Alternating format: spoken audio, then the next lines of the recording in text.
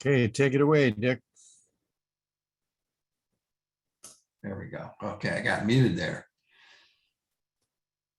Thank you, Jim, for hosting us as you always do so well. I really appreciate that.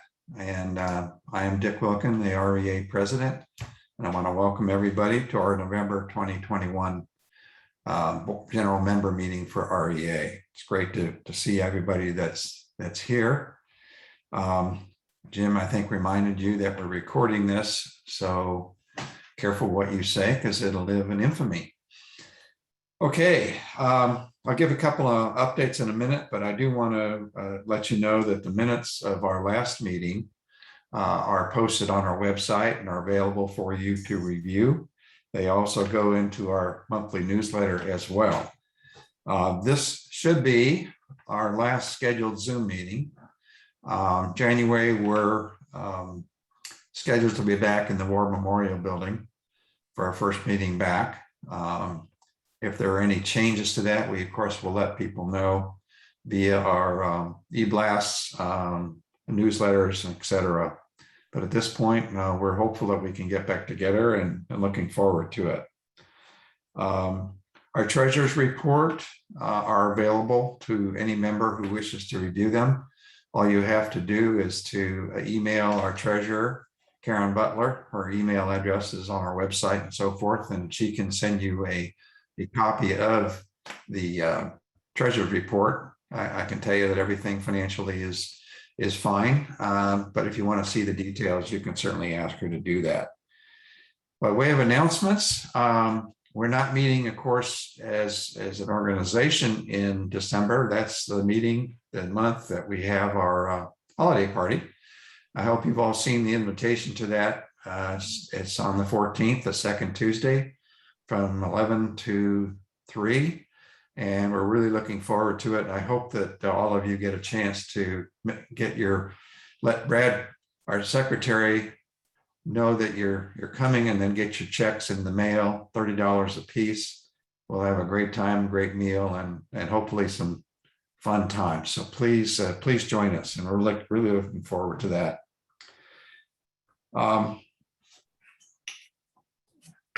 Dave Teeney, are you on yet? Don't see Dave. Okay, the one piece of business that we need to conduct today is our elections. Just to give those of you who have not gone through this before, the officers and board of REA are elected by the membership on a schedule that has the officers elected every 2 years. This is the 2-year position for the officers. The board members themselves are elected for 3-year terms, and those terms are overlapping. So we have some every year that term expires. And the way we do this per our bylaws is that we put together a nominating committee that comes up with their recommendations for those positions. The nominating committee, the chair of that is Joan McNamara, one of our board members, but unfortunately she's out of town on a family emergency, and so I'm going to kind of cover for her and let you know that the nominating committee and the board is recommending that all of the incumbents be reelected, and I will name those. Dick Wilkin, myself for president, Dave Toomey for vice president of programs, Mike Bresnahan for vice president of advocacy, and we have 2 directors that are up for reelection: Marianne Stepnowski, who's also, by the way, our webmaster, and Chris Brewster as a director. We also have an opportunity for nominations from the floor, if you will. What I'd like to do at this point, which we traditionally do, is to ask if there are any nominations from the floor. If there are none, then what we do is that list of people becomes the slate. But are there any nominations from the floor? If so, please raise your hand and we'll call on you. Does anybody see any hands raising? I do not. Okay, given that there are not, I'd like to entertain a motion to approve and vote for the slate as nominated by the nominating committee and the board. Can I get by a wave of hand, a motion to that effect? Brad is so moved. Can I get a Joan? I'll let yours be a second. All those in favor, please raise your hand. Okay. Are there any opposed? Raise your hand. Are there any abstaining? None. So, okay. We'll consider that a unanimous recommendation. And what we'll do is we appreciate your support. Those people that we've just nominated will take their terms of office starting in January. So they'll be inducted in a January meeting. Okay. I'd like now to see what comments our Membership Services Director, Cynthia Queen, has. Hello, everyone. I'm glad to see you all and see you all doing well. It's always a pleasure to be with you. I have a couple of things I would like to share. At our SD-CERS board met last week to do the very important business that they do to keep us all happy. And the board officially approved payment of the annual supplemental benefit and the Corbett settlement increase. Because the municipal code and plan document requirements were met, that is being paid. And those who are eligible will see that additional payment on their payment at the end of this month, which I believe is Tuesday, November 30th this year. And if you would like to know all the details of how that is calculated and what goes into it, we have all that information on our website. There is an article on the homepage that talks about that. And if you go to your own member portal account, you will see all the details of your history of your payments. And I know that's very useful to folks. I'd like to give a shout out to our communications manager, Jessica Maloney, who is attending our meeting as usual, because she is awesome at having our communications plans planned in advance and then perfectly executed. So it was just right after that board meeting and everything was up and ready to go. So I just, I love working with professionals, I like to say, which is why we like to work with you all as well. So additionally, and I'm trying to give a promo to Carl Luna here because we're talking about politics. And so SD-CERS has another election going on, just elected this great slate here. So SD-CERS, we like to have 13 board members and we elect 6 of them. And we had recently had an election, but one of our wonderful new members got a cool promotion at another agency and moved along. So jumped right on that, and Jessica put on another nomination period. And we do have 2 folks who are running for the board. Now I'm letting you know that you all can't vote, but you can pay attention. This is for the active general member seat. So the folks who will be voting in this election are all of the active members at the City of San Diego, the Unified Port District, and the San Diego County Regional Airport Authority. The voting materials are being mailed out, and that election will take place December 2nd through 16th. It'll be all certified and taken care of by the end of the year. And the new person will be able to start with the board in January. And we'll, of course, have the training and onboarding take place because that's already planned as well. So we're very pleased that we have a full board and a very engaged board. And even though we have to have another election, we are quite confident that this will all go just great and we will continue moving along. So that's what I had to share today. Does anybody have any questions about that? Again, you can look at a lot of details on the website, but always here to help. Thank you very much, Cynthia. Appreciate that. Now I'd like to call on the CEO of CERS, Craig Mottermaker, for any comments you'd like to make. Why, certainly. Thank you for having us over today. I appreciate it. And it's going to be an honor to be on your very last Zoom call. It'll go down in infamy. I wanted to share we had a lot of business to conduct at this board meeting, had lots of business, but the one I wanted to share was that SD-CERS lease for the building that we're in downtown is running out. So we've been busy looking at alternative work sites, and we looked at lots of different leases downtown. And I'm pleased to say that our new building owner here where SD-CERS currently is gave us a great proposal, very competitive, and we are going to stay in this building for another 10 years. So we're going to continue to be downtown and available. I'm really excited that one of my goals was to kind of right size our workspace. So we're going to be moving to a different floor in the building. We're going to go from the 4th floor up to the 8th floor. It's a little bit smaller work area, but it gives us the opportunity to improve how we interact with our members, our retirees. So we're going to build a welcome center that's going to be a lot, I guess, more user-friendly for people coming in to visit us with regards to doing counseling appointments or dropping off documents or using our self-service kiosk, whatever it is. So I'm just really, really excited about moving. We're probably going to do that probably summer of 2022. So next year sometime. So we're just finalizing the lease amendment right now, and they have to kind of destroy and rebuild the 8th floor. I believe the 8th floor used to be the immigration courts.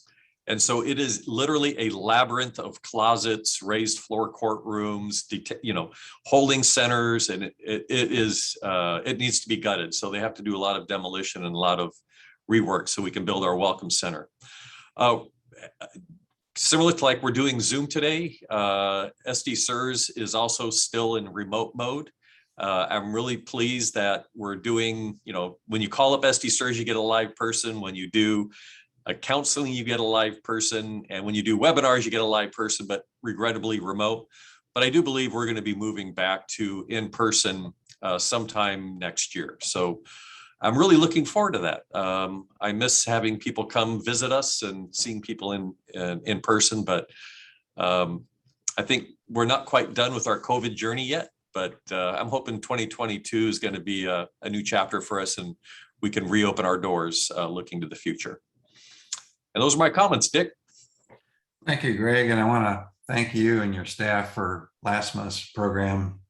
Those of you who are attending today did not see it.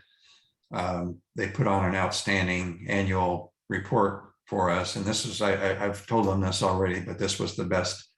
We do this every year with them, but this is by far the best they have done over the years. And it's very, very well done. And we really appreciate the efforts that you made to put on a good program and let us know what you've accomplished and what your goals are. So I'm happy to hear about the office space move, and that'll be exciting to move upstairs and to get new offices. And I like to hear the idea of the welcome center that you're going to be building. That's great.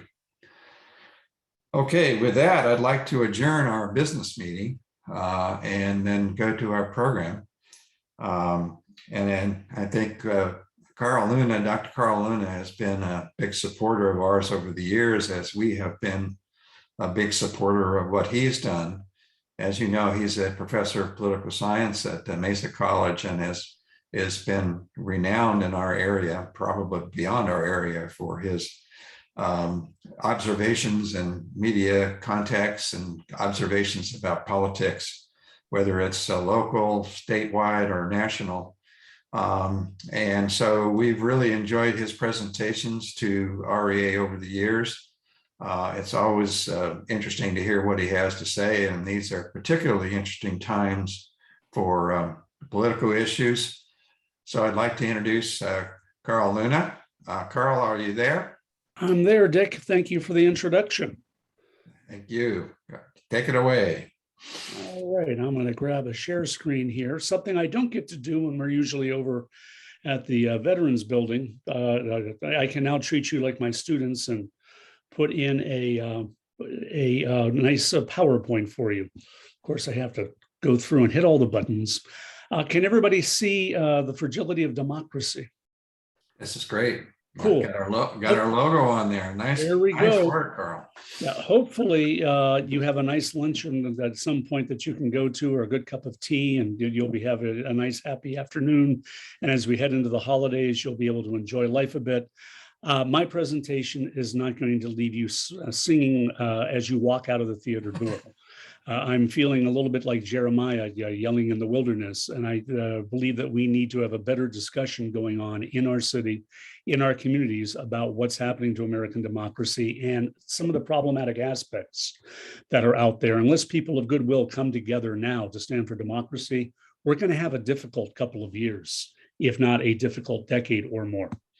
We had the election. Yay, 2020. You know, the downside of the election 2020, and this is something I used to say, I don't say it as much anymore. I don't care who wins the elections as much as somebody wins with a mandate to actually govern. Now I do care who wins the elections, because the difference between the parties and the candidates has grown so dramatically. But the real downside of the 2020 election, while Joe Biden won, though, again, a big hunk of Americans, 30 to 40%, will doubt that basic statement to this day. It did not establish a really great mandate to govern. We're kind of like in the political equivalent of World War I for the election of 2020. The greatest tragedy of World War I of all is that it didn't solve anything. The same things that produced the war continued, and it took another war and a war after that to try to resolve things. Now, we're not quite that bad yet, but we are definitely a divided nation, as divided political scientists tell us as we were after the Civil War. There's the one to look at. That's our voting map, and it's intensifying in the United States. If it glows in the dark at night, it votes Democrat. If it is dark at night, it's voted Republicans. And the battle right now that's been going on since 2008 is for the suburbs. The suburbs broke for Joe Biden in 2020. In 2022, in a couple of states, they seem to be breaking back to the Republicans. That'll be the battleground for 2024. But you see that in the electoral map, the 2020 electoral map. You see that areas with big urban populations vote Democrat, and smaller populations, lower density, vote Republican. They're demographically more homogenous in the smaller populations in the rural areas, and into the suburban areas, they're much more diverse in the urban areas. The old blue state, red state divide really doesn't tell us much. It's now a real urban rural divide, something we have never witnessed before. Bertha Villa.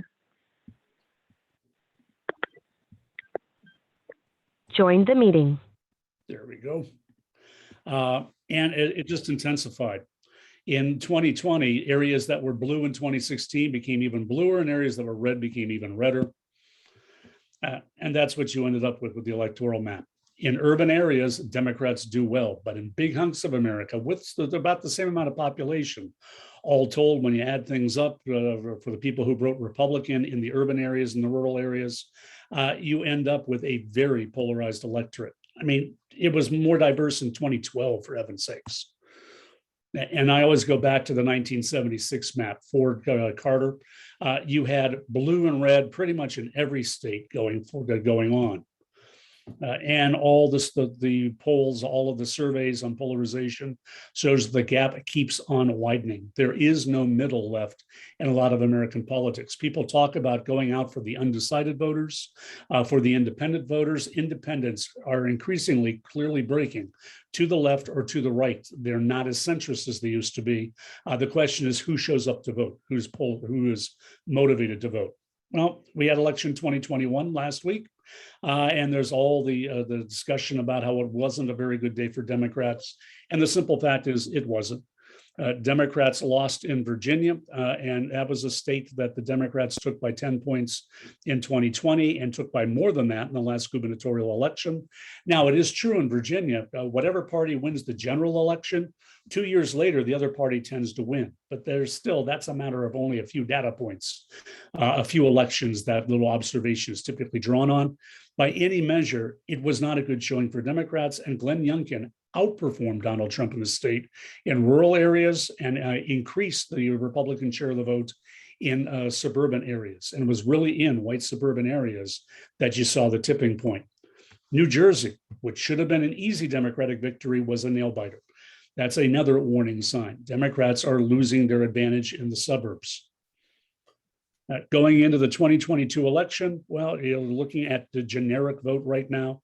Democrats are, it's pretty much a tie between Democrats and Republicans, looking at real clear politics, political average, which is not good for Democrats. Because on average, a presidential party loses 26 of the House seats over the last 60, 70 years in the midterm election. The voters always have a little bit of remorse and wants to get the person they voted for in the previous election back on track, so they give points to the other side. Given that there is only a nail-biting majority. You only have the Democrats can afford to lose 4 or 5 seats. That's it. And then they lose control. It's more than likely you're going to end up with the Senate or the House going over to, excuse me, I thought I had a slide on that. McCarthy's likely going to become your next Speaker of the House, Kevin McCarthy. The Senate, even narrower margin. It's a 50-50 right now in the Senate, with the 2 independents caucusing with the Democrats, and 2 of the Democrats, moderates, are more of a more of fiscal conservatives, which are not reliable to vote on. The Democrats can't lose any. If they lose 4 on the average, you go back to the Senate being controlled by the Republicans.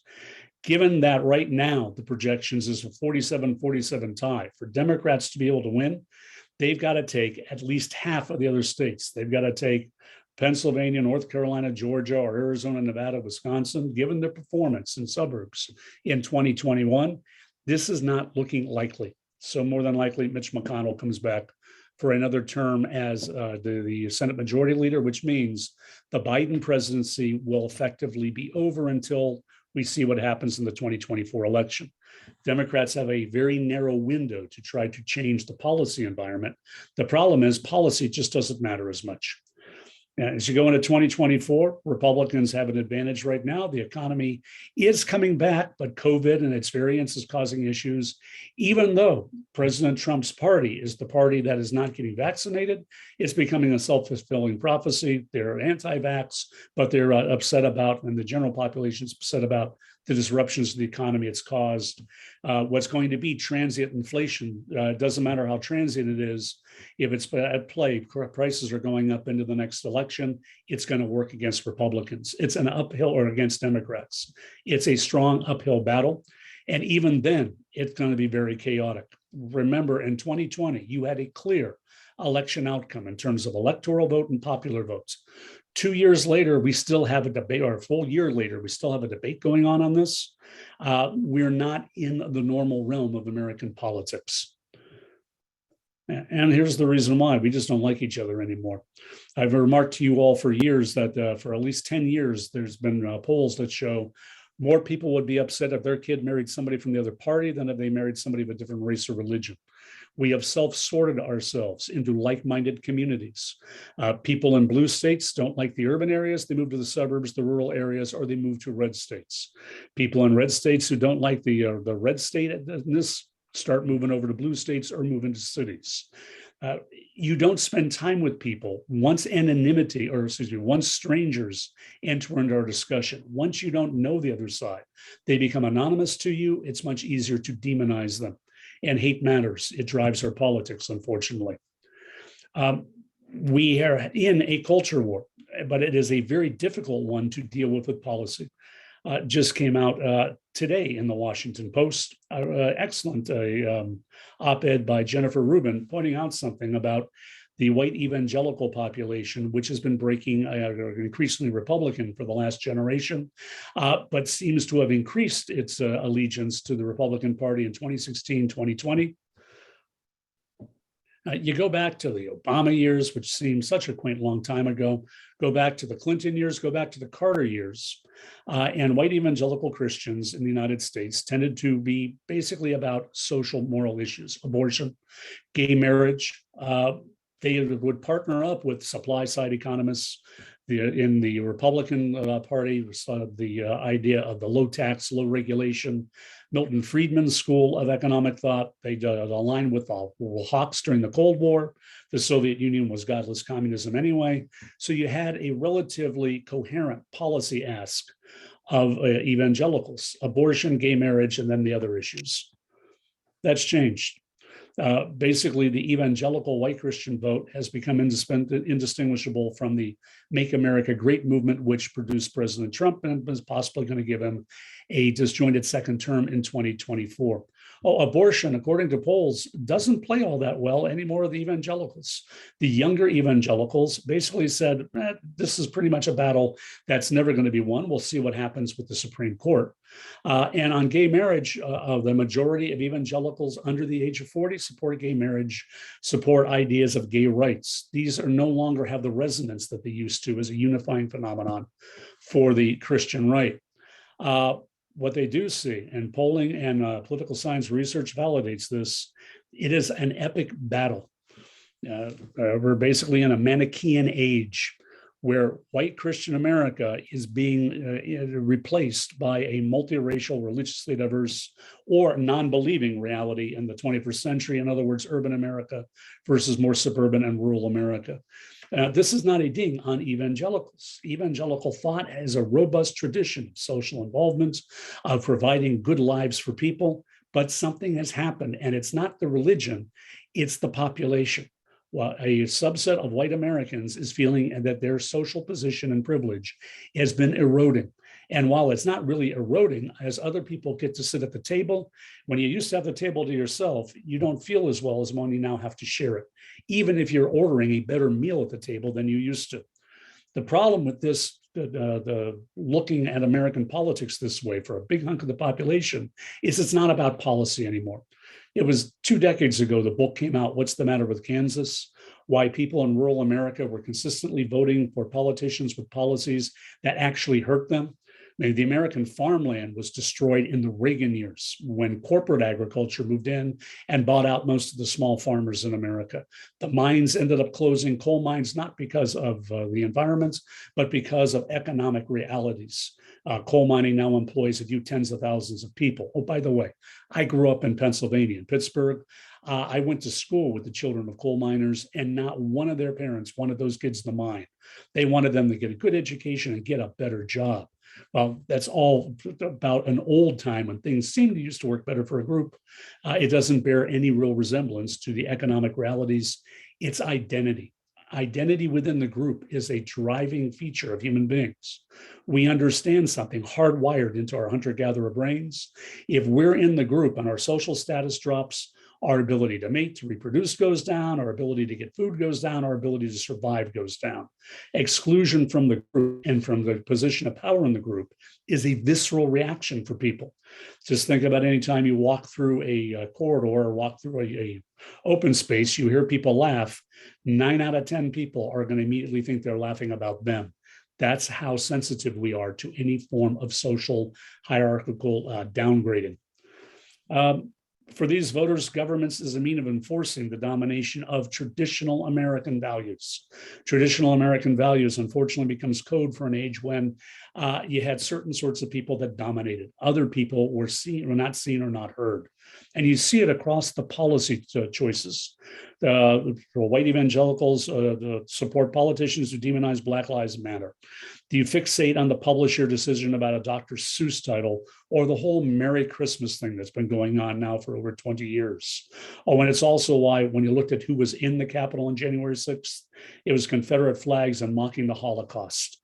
All of this forms together as a narrative, a destructive narrative. The fixation on race and Christian nationalism has serious ramifications for American political life.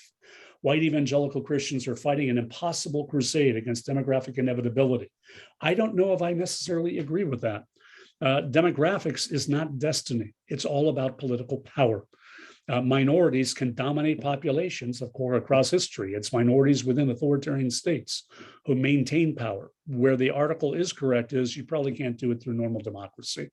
If you have normal democratic elections over time, demographic change is going to reflect itself.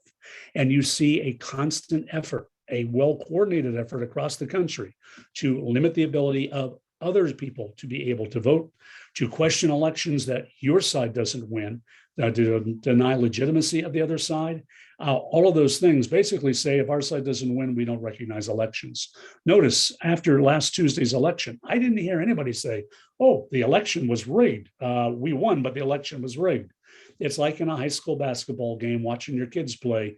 Any call the ref makes against you is a bad call, any call for you is a good call. but democracies aren't supposed to work that way. It's kind of weird. There's somehow or other Democrats are smart enough to steal the presidential election, but they can't figure out how to throw that extra little switch in there to win state legislative elections and to win governorships. Dumb Democrats, they got to get better at stealing. That last line, we face a battle over the meaning of America. That's what's been going on really across the entire the life of the baby boomers. And white baby boomers are particularly drawn into this view that, well, I'm not a big fan of my generation. We were born on third and thought we hit a triple, and then slid into second base and are now are eyeing sliding into first base. We did not do as well with things as we had, but you start to lose what you have, you start to get resentful. And this is why it doesn't matter about the policy stuff. Democrats finally passed that big infrastructure bill. Now they got to sell it to the American public. They're going to work on Build Back Better. If it's all about identity, it doesn't matter what the other side does. By default, their policies have to be bad.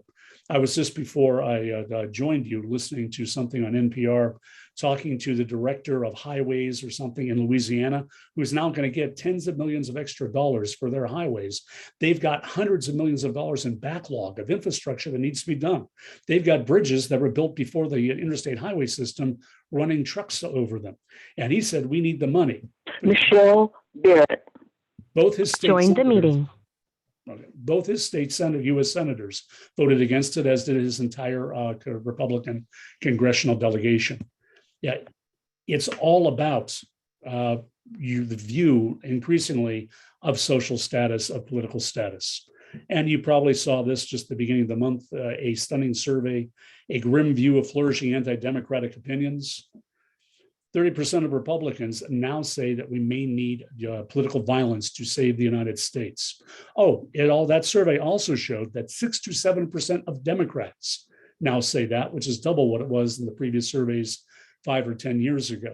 In any normal, rational time, the fact that 5 to 7% of a political party is considering violence should be a call to attention. But that got drowned out in the fact that 30% of the other party feels that way. 1 in 5, 20% of Americans agree in the core tenets of QAnon, that there is a storm coming soon. This is basically the Stephen King movie Carrie playing out in politics, where one side feels totally victimized, but they're going to eventually have the power to get vengeance on everybody else. Oh, and the storm they're talking about is not just an electoral storm. It is a social purging. 1 in 6 believe the United States government is controlled by a group of Satan-worshiping pedophiles who run a global child sex trafficking ring. If they're pedophiles, you want to destroy them, for heaven's sakes. Oh, that 1 in 6 is concentrated in one political party. That makes it 1 in 3 in that party. That's, again, around 30%. The same share, 18%, say they agree the statement America has gotten so far off track, a true American patriot may have to resort to violence in order to save our country. I remember just a anecdotal one at one of the political rallies for a conservative candidate that had been associated with the past president, people saying, when do we get to use our guns and start shooting people? Now, you can discredit that when it shows up as just or discount it once in a while. It's becoming a recurrent theme. And again, that finding, about a third. Those who bought into the lies of the 2020 election, and they are outright lies. Watch far-right media, where they get an echo chamber effect, are much more likely to embrace anti-democratic opinion. And the entire view of history has changed. Remember Reagan, Morning in America? Reagan was at least looking forward, trying to give a vision of America getting better, the party of hope and opportunity.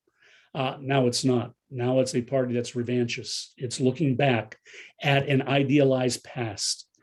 Only 29% of Republicans say life has changed mostly for the better since the 1950s. It's something like 80% of Democrats will say that. And of independents, 60 to 70%. This is before civil rights movements, before LGBT. Think of what this is saying. You're looking back to the 50s. Who wasn't at the table? African Americans only showed up in television shows and they were servants for the most part.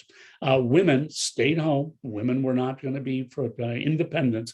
Do any of you remember just how radical the Mary Tyler Moore Show was? Because she was a single woman who was going to make it on her own. In the original pilot, she was supposed to be a divorcee. The network changed that because they didn't want a divorcee being celebrated in TV. Gay people, as far as I know, gay people were invented in the 1980s or 90s because they certainly weren't allowed to be part of the mainstream conversation in the 50s. This was the old white Anglo-Saxon Protestant system where the majority of whites still weren't doing all that well. Oh, most of these people who are saying that life was better 70 years ago weren't alive 70 years ago. They don't remember the fabulous 50s.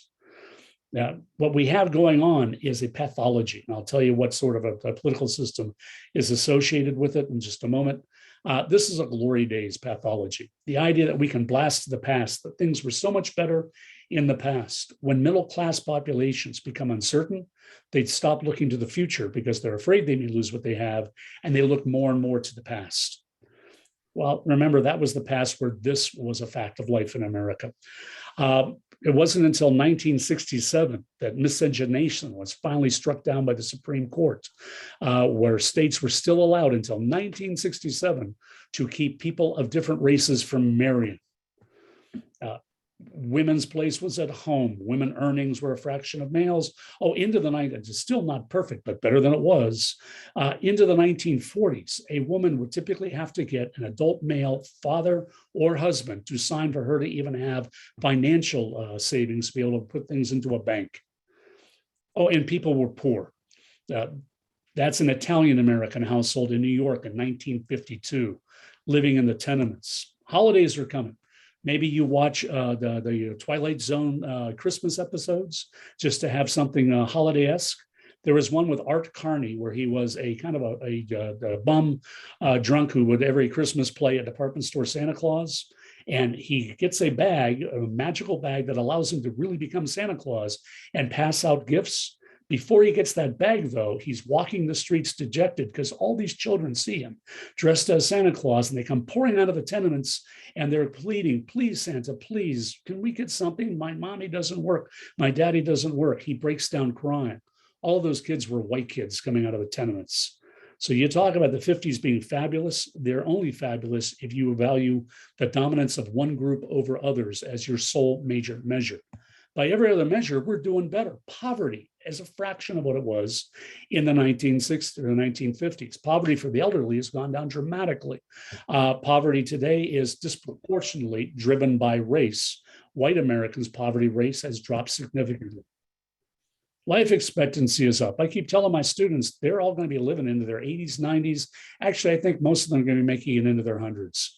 With new revolutionary changes, we cure cancer. Life expectancy into the triple digits is definitely coming. Crime rate went down. Oh, now crime has been going up post-pandemic, but it's going up to a fraction of what it was back in the escape from New York days of the 1970s and 80s. By any measure, we're doing better. The one measure not, one particular group in America does not have the dominance of power it had 70 years ago. And this is what you get as a backlash. You get protests to save America, to make America great again, and the United States Capitol is sacked by an angry mob. This becomes the face of America. Admittedly, it was a small group of yahoos, and they weren't well organized. They don't get brownie points for attempting an insurrection and failing. Remember, the Munich beer hall putsch in the early 1920s was a ridiculous farce. The people who supported it learned from that, and they came back much more effectively within a decade. Things don't just end, and you do not carry the Confederate battle flag through the American Congress unless you're basically declaring war on the United States. All of that happened, and a big hunk of America and political leaders have not denounced it.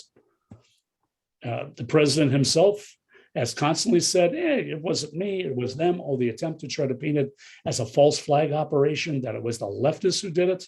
All these things are developing. Both Kevin McCarthy and Mitch McConnell at first tried to distance themselves from this, and it looked like a civil war was brewing. They quickly fell back into line. They are sacrificing integrity and democratic principles for political power. This is extremely dangerous. And the September the 6th or November the 6th, November. January 6th was a huge propaganda victory for the extreme right wing that sees violence as the way to solve things in the United States. And again, that poll about 30%, by the way, that's nothing new. Back in February, right after the insurrection, it was at 40% in a different poll. And then you get stuff like this. I'd never even heard about constitutional sheriffs until last week. Constitutional sheriffs is a rising movement involving thousands of sheriffs around the United States who argue that as the highest representative of the people elected within their counties as the chief law enforcement officer, they get to decide what the Constitution means. You haven't seen things like this argued since the 1830s and the 1840s and the 1850s. We got a fractured American covenant. We can go into the next couple of elections and think, oh, eventually sanity will return itself. Election outcomes will be respected. We'll be able to move forward with meaningful policy. Unless we have a serious dialogue in this country, bringing in both parties, the saner heads, the adults in the room, to finally figure out a way to renounce the craziness on the left, but even more so, simple statistical analysis shows on the right, find some common ground, it's going to be a very difficult time to govern. So maybe we need a San Diego summit for sanity. Bring together Republicans and Democrats, community leaders who can agree on different things and sit down and figure where's the ground we can agree on to avoid this, or at least insulate San Diego from the worst aspects of this, which are probably coming down 2022, 2024. Maybe something between the REA and the Lincoln Club, for example. We need something that resembles a bipartisan effort to bring sane minds together to say, enough of this. It's all fun and games till somebody loses a democracy. Yeah, so let's think about that or any other suggestions you might have as a possibility for it. Oh, by the way, I spent the 99-2000, as you've been told before, in Russia, teaching for the Fulbright, the Fulbright Foundation. I was a Fulbright scholar in Nizhny Novgorod. It's when Putin came to power. It takes about 6 months, soup to nuts, to destroy a democracy. Erdogan did it in Turkey over a period of a couple of years. It doesn't take much. The most important thing it takes is for people of goodwill not to act, to think it won't be a problem, and then it is. And with that, I turn it over to you guys for whatever questions you might have. Sorry to be such a bummer. Thank you, Carl. That was indeed a bummer. Like to open it up for questions for Carl. I don't have so much a question as I'm a marine biologist, and I've also been in population ecology. And to me, a lot of the problem, one of the biggest problems, is overpopulation of the earth, where we're nearing 4 billion people, 8 billion people, and the carrying capacity is 4 billion. And when you get past that carrying capacity, a lot of things happen. There's climate change, more wars, there's famine, there's a lot of things. And I think people are looking for excuses for that. And in the past, they blamed it on immigrants or somebody else. They're always looking for somebody to blame for the problems that are caused when things overpopulate. And we've seen it in history. Any thoughts on that? Yeah, matter of fact, I'm looking for something even as we speak to respond to that, because I agree with part of your conclusion, but I don't agree with part of the premise on that. Somewhere I have this in here. I was looking for an article by an environmental scientist that came out several years ago. It'll take me too long to find the little slide from another lecture I do, who argued convincingly there is no natural carrying capacity of the earth for human beings. We're not like other life forms in that we have technologies that we can change things around. As hunter-gatherers, the carrying capacity was about 100,000 or 100 million. Yeah, once you got to 100 million people, you kind of were exhausting available resources. With agriculture, it went to 1 billion. With industry, it went to 8 billion. It's post-industrial age. As I tell there's something making noise back there. As I tell my students, it's an infinite universe. In an infinite universe, there's infinite resources. It's all about the technology to be able to get it. You realize that Lawrence Livermore, they've been working for 10 years on piling atoms on top of each other to build things from the atomic level up. such that you're going to get those replicators from Star Trek where you ask for something, you can get it within this next century. A lot of the sci-fi of the past is becoming reality. So I'm always a long-term optimist for all of this, that things can work themselves out. Remember, our species once got down to what, 2,000 people and recovered from it. So I'm a long-term human. Yeah, I'm aware of that, but Yeah. the thing is, Well, just to finish that, it's the technological problem that's going on. I teach in my classes about systems breaks. We went from hunting and gathering to agriculture, agriculture to industry. Now we're in post-industry. Every time you shift your mode of production, it's going to have massive social dislocation. That's what's happening. It's the move to a new economy, which we don't even understand, and how you bring people into it. People didn't welcome immigrants in the late 19th and 20th century. They demonized the Irish, they demonized the Italians, but they needed the workers. And then somewhere around mid-century, suddenly Irish and Italians and Poles who were not considered white all became white. We found a common identity with prosperity. And also it's going to take a bit of a generational change. I hate to say it, but it does take about 20 years for a bunch of old baby boomers to finally shuffle off this mortal coil to make room for new thought. I'm an optimist over the next couple of decades. well, I read about that, but the thing is, I've read, we went from 8% of the population were farmers. We're now at close to 1% farming because of technology. But I have friends who are biologists for the farming industry who did genetics. And anyway, turn that off. Hold on a second. Spam calls. Anyway, we went to 1%. And now our food, we're paying for it in our diets because that food is not as good as what I remember getting in the 50s. My doctors, I had doctors or gastroenterologists who would tell you that the food being produced by this technology is killing us. So a technology has a double-edged sword. It's a double-edged sword. Oh, undisputably, it always is. But here's also the fact: on a global scale, human population, human age is going up. The life expectancy is increasing, and reproductive rates are dropping. By mid-century, we're going to peak out. And by the end of the century, as rates are going, you're going to see populations declining. China is a demographically dead man walking because of that one male child policy. By the end of the century, they're going to be down to 800 million grumpy old men. They will not be able to maintain themselves under current processes as a world power. So yeah, technologies always have fire. Fire was a great technology, but you can still be burned by it. I'm still very much a technological optimist. I think the problem we're going through now is not as much overpopulation as the simple fact that some group who makes up the population, the demographics, and some groups start to see their overall social status being challenged. I don't quite understand why that's fully the case.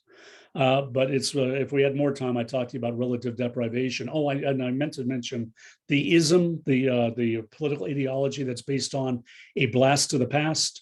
It starts with an F. It has an ASCIF in it, and then an ism.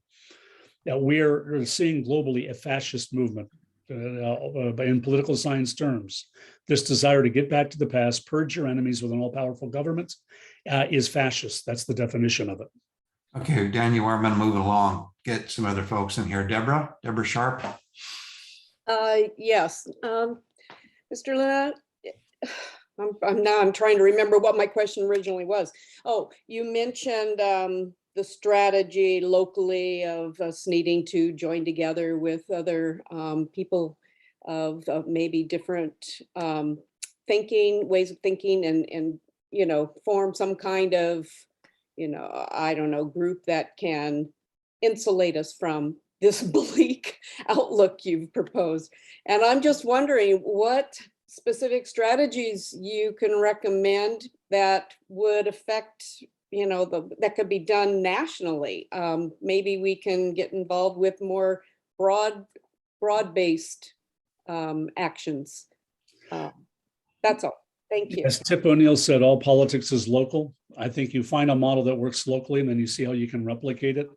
The problem is bringing people of good faith together. The parties are so isolated from each other that any events you do, I will guarantee you, you're either going to have 70, 80% of one party or 70, 80% of the other party there. Finding that middle ground, but the middle ground we have to talk about is not policy, not what are you going to do on taxes, what are you going to do on abortion. The middle ground is, can we reaffirm that we won't support politicians of either side who are basically advocating for authoritarian tendencies? And you're getting that on the left. The PC movement on the left is becoming dangerous to democratic thought, and it only alienates people on the right even more. Universities that are closing down speakers, example. But on the left, there's maybe an attempt to silence some voices. On the right, there's an attempt to keep people from voting and possibly to threaten them physically. It's a different degree of danger. So how do you bring them together? It used to be you get a Jerry Sanders in the room. You'd bring in a couple of the more moderate members of the Republican delegation, and you wouldn't even need to have this discussion because nobody would think that you're going to challenge the outcome of the election the way that's been done. Now I'm not exactly sure how, but there are people of goodwill in this town just to get them together outside of the public view to start talking and get some ideas of where we can take things forward. Because remember, East County, San Diego has a very strong, and it has for decades, white supremacist movement in it. You remember back in the 70s, when, who was the fellow? The KKK guy won the Democratic nomination for Congress. No, Duke was in Florida and in Louisiana. Tom Metzger. Tom Metzger. Yeah, you've had that problem in East County forever. I mean, there's the Defend East County group that's out there. And that can become something that can become active here. Let's not mention the fact that about a third of law enforcement here and nationally and a third of the uniformed military are anti-vax. They are outright not wanting vax, and anti-vax directly correlates with the most conservative elements and nationalistic elements of the conservative movement today. So you have divisions within the people who hold the guns to try to maintain order. Where's the discussion on that? Chris Brewster and then Mike Bresnahan. Chris? Dr. Luna, thanks very much for sharing your thoughts with us. It's really helpful and insightful. I think you would agree that over the past 5 years or so, civility in the United States has taken a turn for the worse. I'm amazed at how people interact with each other in some of these public settings. And I wonder, looking at Chris, I don't want to hear any more. Next person.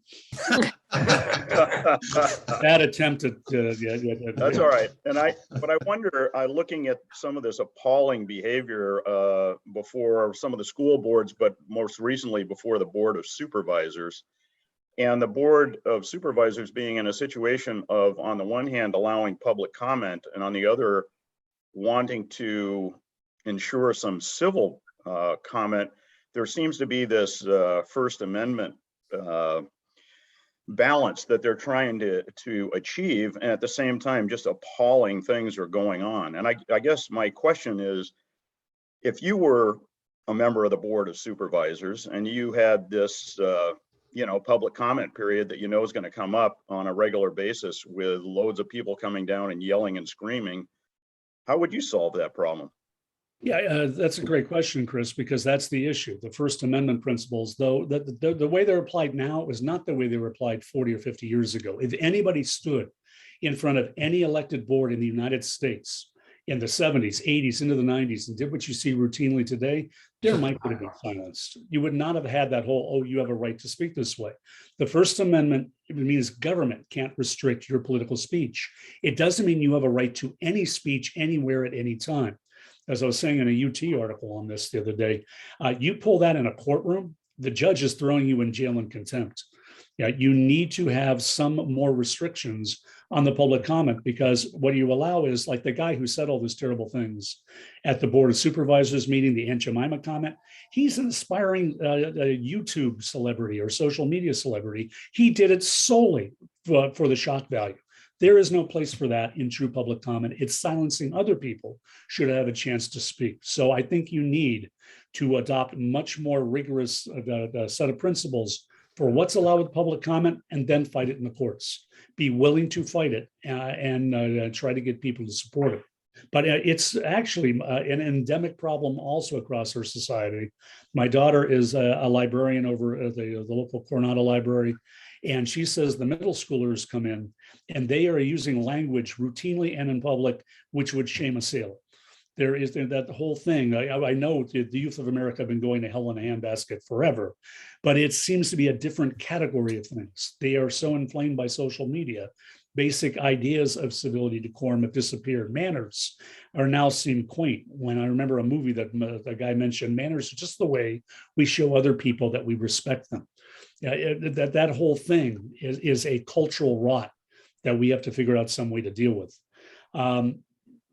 So it's not just the adults who are doing it, we're infecting the kids. And what happens as they move up to become adults? I know when we were in middle school, we all did things which were heinous, but we tended not to do it loudly in the public. We understood that you tried to restrain it a little bit. So yeah, incivility has become unbridled, and it's paid off. People are getting political power through it. Mike Bresnahan, please. Dr. Luna, thank you very much. It's been, I agree with Chris, it's very informative. I have a similar sort of question to Chris had. The impact on all of this by social media, I think, is undeniable. And I am sort of cautiously optimistic that there is a growing move to break up Facebook, to do a number of things that would maybe not regulate, but would incentivize social media to be more realistic, rather than right now, they're just motivated to make money. And they end up causing people to go down these rabbit holes simply because it makes them more money. Do you have any hope that that could be beneficial to this situation, to having a better, I'm not sure the word control, but maybe control is the better word for social media like Facebook, Instagram, you name it? Yeah, Mike, that's a good question, because I'm always optimistic on a 20 to 30 year out time frame, and I see things changing. I don't know if you saw today, GE is breaking up into. Yeah, I saw that. Yeah, idea of the old idea that bigger and bigger is always better, and the conglomerate model is starting to fall apart. I think the driving feature of the post-industrial age coming up over the next 30, 40 years is going to be distribution of power rather than concentration. In the great age of industry, you built these huge behemoth companies, you funneled all this power, you did it in the early stage of social media. But increasingly, as you get the server access becomes cheaper and more affordable, as you get the ability to distribute all these, you can break this up into smaller little groups, which then figure out different ways to interact with each other. You don't need a Facebook in the future to be able to communicate the way you're doing. The AI revolution with 5G is going to have a big impact on that. It's going to put the power of Facebook and Google into people's hands, but that's going to take a decade or two to play out. In the short run, please remember that Facebook does not just operate on its own. All of that stuff uses the bandwidth to be able to reach us. It uses the public bandwidth. You have Wi-Fi going through 5G and all. There's only so much electromagnetic bandwidth out there, and it is a public trust. The government holds in trust. The government has to regulate it more effectively. The argument is, oh, there's different places for speech. Now, when you've got so few providers doing things, you should be able to tell them more about what content they can carry or how they have to at least label what they're doing and police the people that are involved and then tax them to pay the costs of doing it. But I don't think Facebook is going to last more than another 10 years the way it's structured. I think there's going to be a revolution in the Googles coming up. It's just not efficient to have that much concentration. I mean, why do I need to go to Google for something when I should simply be able to say, customized Carl Siri bot, go find me this. And it can go search for me and cut through all of the stuff that's put out there to go after humans. But that's a longer term technological fix. Greg Rademacher. Greg. Hey, thank you, Dick. And thank you, Dr. Luna. Very, very insightful, provocative conversation today. From a very high level, does the deterioration of democracy have any specific impact on the seniors of our community? Is there anything that the seniors should be watching out for or trying to sidestep? Well, that's an excellent question, Greg, because the thought is in a liberal democracy, seniors have a lot of clout because seniors vote. They have money in institutions, so that gives them, and finances gives them influence. That works in a democracy where votes really matter. You move into the group is whoever controls the government is going to take as much as they can out of it. Did you ever hear the story of Vladimir Putin and the Super Bowl ring? Who's the owner of the Super Bowls? I mean, of the Patriots. I can't remember his name. Tom Brady. No, The owner. You're talking about the owner. Yeah, but the owner was in Russia when the Patriots went to Moscow. They met with Putin, and there was the owner showing Putin his Super Bowl ring. And Putin said, "Let me see that." And he took it and smiled and just walked off with it. He literally just took it from the guy. The Bush administration told the guy, "Don't complain about it because we need Russia for the war on terror and all that." That is the essence of where you end up. What's mine is mine, and what yours is mine too. So there you are with a more authoritarian system, which is not going to be listening to the population. You need money to do things. Hey, who said seniors get all that money any longer? Historically, what you've seen for the core base of people who support these movements is once the government they want comes into power, it takes stuff away from them. Kleptocracy takes over. So seniors should be terrified with a lack of democracy, because why are you going to have the people with power pay attention to seniors and protect Social Security? Remember how many attempts have been made to privatize Social Security? Yeah, it's going to happen if you get an authoritarian state. We've got to wrap it up, but I've got to ask one kind of last bummer question, which is assuming that we don't find a way to turn the tide on this and things progress as you outlined. What do things look like in 5 years? Yeah, it depends, Dick. The scenarios moving forward for 2024, and I hate to be partisan on it, but if Joe Biden wins by a huge margin, we just continue this whole sort of discussion about elections are fraudulent at a low level. There may be some low level violence for the balance of the decade, and then that generation, those candidates pass on and younger ones come up. And maybe by then we'll have bought enough time for other issues to surface. If the election is anyway close, it's going to be very divisive. If Republicans get control of the House and Senate going into 2022, in 2024, remember, almost all the Republicans voted to not certify the election result. Yeah, they could do that in 2024. And then what happens? What is California's response? What is the city of San Diego's response? What happens if violence starts to break out? That's a conversation we should be discussing now for scenarios to try to figure out how we can avoid that from coming down the pike. Or if the other side, if Donald Trump wins and controls the Congress, the policies they advance could look to really restrict federalism. A lot of the policies that are being discussed on the political right really are anti-federalists. They're concentrating power in different ways into the national government as a wish list. I think there's going to be 5 years of states having to decide how are we going to do things. At the extreme end, we may all be retiring and being put into the ground in the sovereign Republic of California. No country lasts forever. And we have a political scientist will tell you the possibility for succession as movements in the United States is the highest it's been since the Civil War. But I asked my students, would you go and fight and die to keep Texas in the Union? They all say no. They'll send them a fruit basket if they want to leave.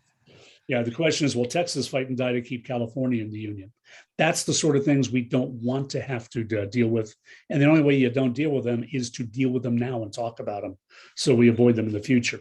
So think about that. If you guys have an interest in trying to be a fulcrum for trying to bring a group of people together for a quiet conversation and then see if we can grow it, let's see what we can develop.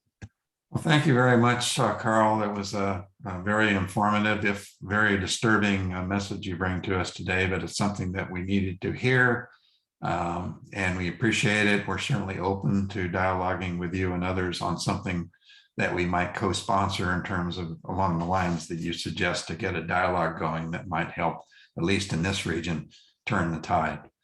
But thank you again for a great talk, and you're supporting us over the years, and let's hope things get better. See you guys for 2022 and have a wonderful holiday season as it unfolds. The world is always on the edge of disaster. The trick is to enjoy life as you move by the precipice. Thank you again. Thank you again. Our November meeting is now adjourned. I'm going to stop the recording. We'll keep this open for a little bit. If people want to, I don't want to say celebrate, but